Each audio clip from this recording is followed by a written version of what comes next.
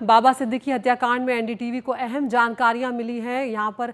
जो हत्या की तैयारियां हैं वो बहुत पहले से चल रही थी और सुनियोजित तरीके से साजिश को रचा गया था। इस मिशन का नाम भी रखा गया था टारगेट बाबा सिद्दीकी। तो यहाँ पर आपको बड़ी खबर हम दिखा रहे हैं इस वक्त जो आ रही है। एनडीटीवी को जो मिली है जानकारी, फरार आरोपी जो शिव कुमार है, जो तीसरा आरोपी है, उर्फ शिवा उसका नाम है, कई महीनों से पुणे के हड़पसर में वो रह रहा था और हड़पसर में ही लॉरेंस गैंग के संपर्क में शिव कुमार जो है वो आया था। कम वक्त में ज़्यादा पैसा कमाना इसका मकसद था और इसीलिए इसने बाबा सिद्दीकी की सुपारी ली थी। तो यहाँ पर बहुत अहम जानकारी सामने आ रही है। इस मिशन का बाकायदा नाम रखा गया था टारगेट बाबा सिद्दीकी और कम वक्त में ये ज़्यादा पैसे कमाना चाहता था, जिसके चलते इसने सुपारी ली और लॉरेंस गैंग की ओर से भेजे गए 2 लोगों के साथ इस वारदात की प्लानिंग इसने की थी। तो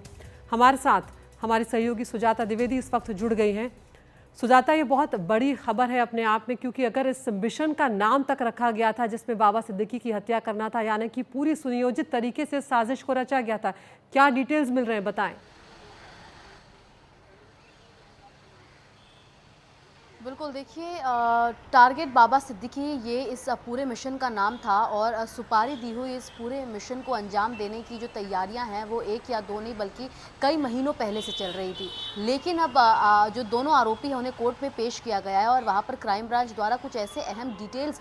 कोर्ट को साझा किए गए हैं जो इस पूरे केस के लिए बहुत ज़्यादा ज़रूरी भी हो सकता है। सबसे पहले कि इस समय महज 2 आरोपियों को पकड़ा गया है, जो एक कल भागने की कोशिश कर रहा था और दूसरा जो गार्डन में छुपा हुआ था उसी इलाके के। लेकिन जो दूसरे 2 आरोपी हैं, जिनमें से एक मुख्य आरोपी है जिसका नाम शिवा बताया जा रहा है और दूसरा वो आरोपी जो इन तीनों को गाइड कर रहा था, इन तक जिसने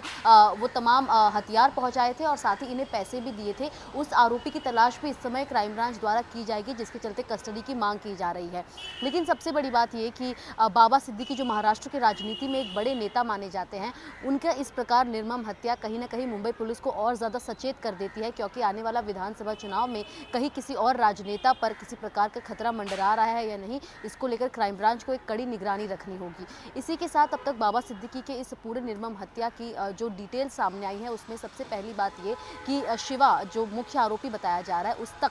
वो पहले पुणे में रहता था। पुणे में जब वो एक